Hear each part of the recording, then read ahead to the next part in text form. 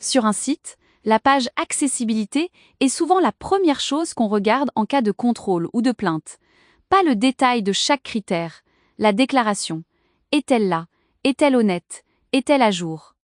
Dans cet épisode, on voit ce qu'est une déclaration d'accessibilité, ce qu'elle doit contenir, et les pièges les plus fréquents. La déclaration d'accessibilité, ce n'est pas un badge marketing.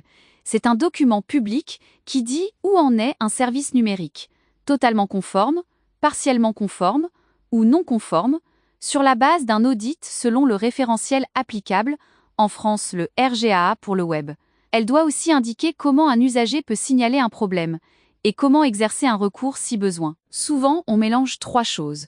Le cadre légal, notamment l'article 47 de la loi de 2005, pose une obligation d'accessibilité pour de nombreux acteurs.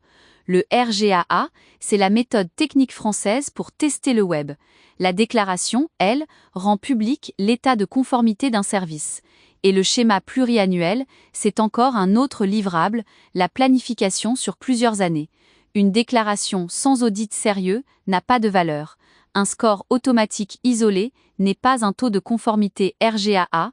Le taux de la déclaration s'appuie sur une grille d'audit. Il n'existe que 3 états de conformité dans le modèle de déclaration.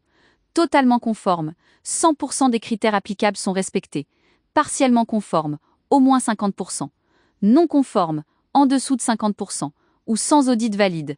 Le taux affiché doit provenir d'un audit selon le RGAA, pas d'une estimation, et pas d'un seul score d'outil. Si tu es à 49%, tu dois dire non conforme. C'est strict, mais c'est la règle du modèle. En pratique, on attend un lien permanent, souvent en bas de page, libellé accessibilité, qui mène à la déclaration. Pas un PDF introuvable, pas une page oubliée après une refonte. Si l'usager ou le contrôleur ne trouve pas la déclaration en quelques clics, le livrable rate déjà son but, la transparence. Le piège classique, afficher un taux au doigt mouillé. Accessible à 80%, sans date, sans version du référentiel, sans échantillon. Une déclaration sérieuse indique l'état de conformité, le taux issu de l'audit, la date, la version du RGAA utilisée et le périmètre. L'honnêteté vaut mieux qu'un chiffre marketing. 4 blocs reviennent sans cesse. 1. L'état de conformité et les résultats d'audit. 2. Les contenus non accessibles et les dérogations éventuelles, listés précisément, pas en copier-coller d'un autre site. 3. Un contact accessible pour demander une alternative quand on est bloqué. 4. Le renvoi au défenseur des droits comme voie de recours. Oublier le contact ou le recours, c'est laisser l'usager sans issue. Une déclaration n'est pas un document figé une fois pour toutes. Elle doit être mise à jour après une refonte ou une modification substantielle, au plus tard 3 ans après sa publication, ou 18 mois après la publication d'une nouvelle version du référentiel.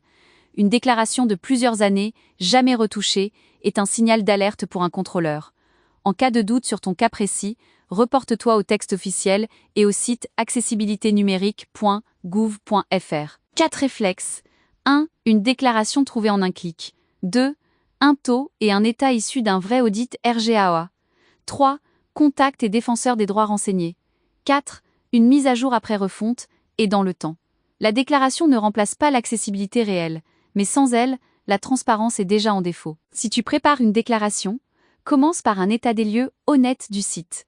Sur rgaachecker.com, tu peux analyser un service et t'appuyer sur les outils de documentation.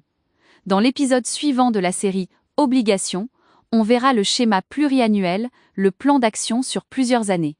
À tout de suite.